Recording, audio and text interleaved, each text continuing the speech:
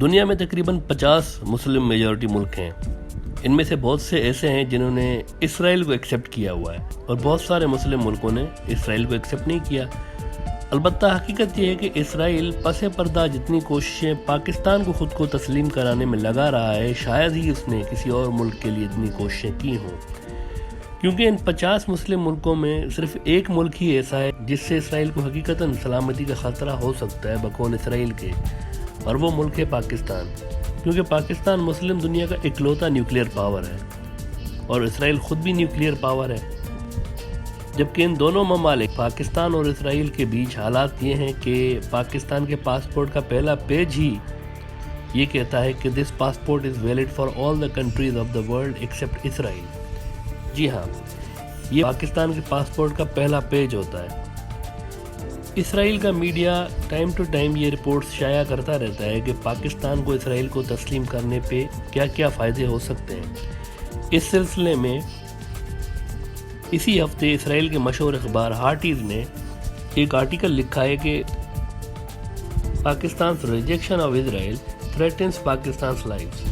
اس میں وہ یہ پوچھ رہے ہیں کہ اسرائیل کے بائیکاٹ سے اب تک پاکستان کو کیا ملا ہے، اب تک پاکستان نے فلسطینیوں کے لیے کیا حاصل کیا ہے، اور وہ یہ کہہ رہے ہیں کہ کیا حالات کا تقاضا نہیں کہ اسرائیل کے ساتھ تعلقات کا اثر نو پاکستان جائزہ لے اور اس کو ایکسیپٹ کرنے کی جانب پیش قدمی کرے. پاکستان کے حالات یہ ہو چکے ہیں کہ مڈل ایسٹ جسے پاکستان اپنا دوسرا گھر کہا کرتا ہے، وہاں کے کئی ممالک اب اسرائیل کو ایکسیپٹ کرنے کے لیے اور فلسطین ایشو کو گیو اپ کرنے کے قریب پہنچ چکے ہیں. اردن اور مصر نے پہلے ہی اسرائیل کو تسلیم کیا ہوا تھا اور اب متحدہ عرب امارات نے بھی اسرائیل کے ساتھ تعلقات بحال کر دیے ہیں. ایسے میں پاکستان کے آرمی چیف جنرل باجوہ کا دورہ سعودی عرب اور اسی وقت اسرائیل کے موساد کے چیف کا دورہ UAE، یہ دونوں ایک ہی وقت میں ان دونوں ممالک میں موجود ہیں. اور موساد کے جو چیف ہیں وہ UAE کے ساتھ سیکیورٹی کے شعبے میں یعنی ڈیفنس کے شعبے میں تعاون پہ بات کرنے کے لیے وہاں پر موجود ہیں. یہ ایک بہت بڑی ڈیولپمنٹ ہے. اسرائیلی میڈیا یہ بھی لکھتا رہا ہے کہ پاکستان اپنے دوست اور گروپس چینج کرتا رہا ہے. جب اس کے آبجیکٹیوز اچیو نہیں ہوتے تو وہ گروپ ہی چینج کر دیتا ہے. حقیقت یہ ہے کہ پاکستان کی فارن پالیسی ذاتی مفاد سے زیادہ پرنسپلز پہ بیسڈ ہے. یعنی پاکستان اسرائیل کے ساتھ کوئی ذاتی مسئلہ نہیں رکھتا ہے. پاکستان کا اور اسرائیل کا کوئی ذاتی ایشو نہیں رہا ہے. ہمیشہ پاکستان فلسطینیوں کو سپورٹ کرتا رہا ہے اور فلسطینیوں کا اسرائیل کے ساتھ مسئلہ رہا ہے، اور پاکستان ہر اس گروپ کو سپورٹ کرتا ہے جو فلسطین کو سپورٹ کرتا ہے. اسی طرح مڈل ایسٹ کے ممالک ہسٹوریکلی فلسطین کو سپورٹ کرتے رہے ہیں.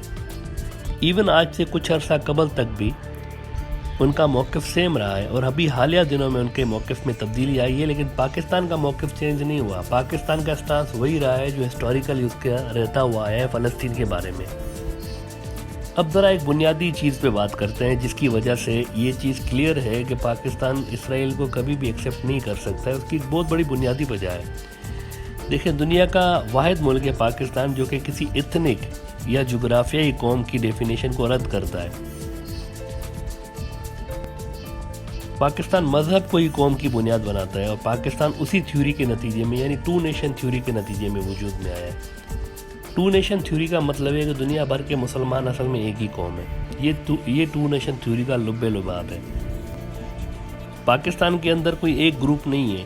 پاکستان کے اندر کئی الگ الگ کلچر، کئی الگ الگ زبانیں بولنے والے لوگ رہتے ہیں.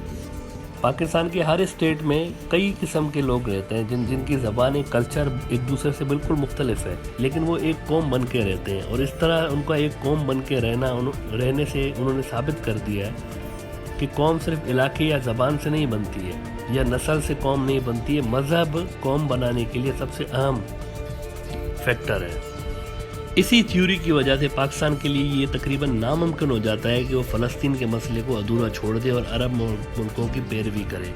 ایسا صرف ایک ہی صورت میں ممکن ہے جب پاکستان اپنے کانسٹیٹیوشن اور اپنی جو بیسز ہیں ان کو یکسر بدل دے اور 360 ڈگری کا اس میں گھماؤ لے کر آ جائے اور اس کو بالکل تبدیل کر کے ایک سیکولر ملک بن جائے. اور پھر پاکستان راستہ کھول سکتا ہے اپنے لیے کہ وہ اسرائیل کو ایکسیپٹ کرے.